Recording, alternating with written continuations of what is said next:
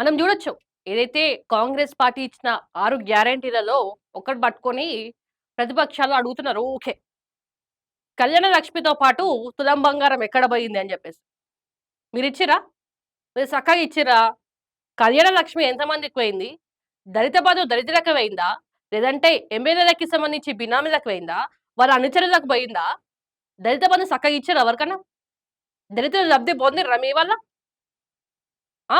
దీనికి సంబంధించి గూడా వాళ్ళు ఊకే ప్రశ్నలు ఇవే ఇస్తున్నారు. ఏం దొరకక కాంగ్రెస్ పార్టీ మీద ఏం అచ్చేయాలో అర్థం గాక తులం బంగారం ఎక్కడ పోయింది? తులం బంగారం ఎక్కడ పోయింది? అని జెప్పేసి ఇదే మాట్లాడుతున్నారు. మరి దీనికి సంబంధించి మా అన్న శ్రీధర్ బాబు సమాధానం ఇచ్చిండు. ఒకసారి చూద్దాం. తులం బంగారం ఇస్తాం. సీఎం మంత్రుల మధ్య విభేదాలు లేవు. మంత్రి శ్రీధర్ బాబు. ఇక తులం బంగారంతో పాటు తామిచ్చిన హామీలన్నీ అమలు చేస్తామని మంత్రి శ్రీధర్ బాబు స్పష్టం చేశారు. ప్రజలను ఏ రకంగా పక్కదారి పట్టించాలనే జిమ్మిక్కు బీఆర్ఎస్‌కు తెలుసు. మేము చాలా ప్రాక్టికల్‌గా ఉంటూ ఆచరణ యోగ్యమైన కార్యక్రమాలు చేపట్టాలని చూస్తున్నాం. కొద్దిగా ఆలస్యమైనా ఇచ్చిన హామీని నెరవేర్చాలని చూస్తున్నామని పేర్కొన్నారు.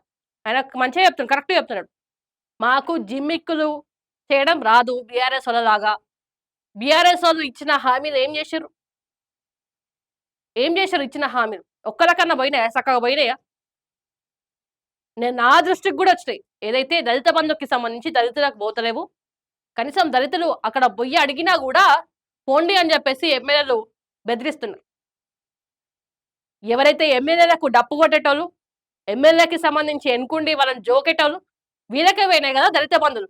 ఎవరెవరికొచ్చినాయి దళిత బంధులు? ఎంతమంది దళితులకి వచ్చినాయి? ఎంతమంది బినామీలకు పోయినాయి?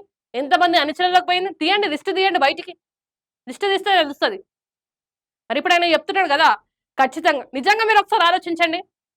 ఏదైతే ఆ రొండు రొ ఎప్పుడు ఎలక్షన్స్ ఎప్పుడైనాయి? 2023 అప్పుడు ఎలక్షన్స్ అయినప్పుడు బంగారం రేట్ ఎంతుండే? ఇప్పుడెంతుంది? సామాన్యులు కొనుక్కునే పరిస్థితులుందా? మరి నెరవేర్చాలంటే ఎట్లా? సాధ్యమైతదా? మీరన్నా ఆలోచించాలా గదా! వాళ్ళిచ్చిర్రు. హామీ ఇచ్చిర్రు. 6 గ్యారంటీలలో ఒక గ్యారంటీ కళ్యాణ లక్ష్మి ఇస్తాం మేము. దాంతో పాటు తులం బంగారం ఇస్తామని ఎందుకు జెప్పిర్రు? ఇస్తారు గాబట్టే జెప్పిర్రు గదా! మరి మీకు గూడా బుద్ధుంది గదా! అరే! అప్పుడు హామీ ఇచ్చినప్పుడు తులం బంగారం రేట్ ఎంతుండే? ఇప్పుడెంతుందని జెప్పేసి ఆలోచించాలా గదా మరి. మీకా బుద్ధి లేదా మరి? ఆలోచించే బుద్ధి లేదా? మరి మీరు రాష్ట్రాన్ని మొత్తం అప్పుల కుప్ప చేసిపాయే. దానికి మిత్తిలు కట్టనింకానే మా ప్రభుత్వానికి టైం సరిపోతలేదు. వచ్చిన పైస మొత్తం మిత్తిలకే పోతుంది. మరి ఎట్లా చేస్తారాళ్ళు? టైం పడతది దేనికైనా. ఖచ్చితంగా దీనిపైన వాళ్ళు ఆలోచిస్తున్నారు. తులం బంగారం ఎట్ల తీయాలి? ఎట్లా తేవాలి అని జెప్పేసి. ఎందుకంటే మీరు జేసిన అప్పులన్నీ మిత్తిలు కట్టనింకనే మా పైసలన్నీ పోతున్నాయి గదా! అటు ఇటు అడ్జస్ట్ చేసి ఖచ్చితంగా ఇస్తామని వాళ్ళు జెప్తున్నారు గదా!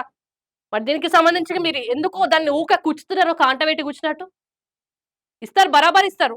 మీరు ఇచ్చిన ఆ పథకాలన్నీ ఎప్పుడు నెరవేరినాయి? 5 సంవత్సరాల్లో నెరవేరినాయా?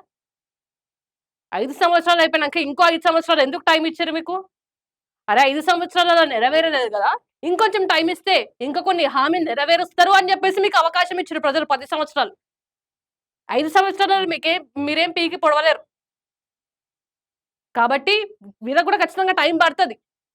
ఇప్పటికి 2.5 సంవత్సరాలు అయింది కాబట్టి ఇంకో 2.5 సంవత్సరాలు టైమ్ ఉంది కాబట్టి ఖచ్చితంగా ఆలోపు నెరవేరుస్తారు. చూడండి మీరు.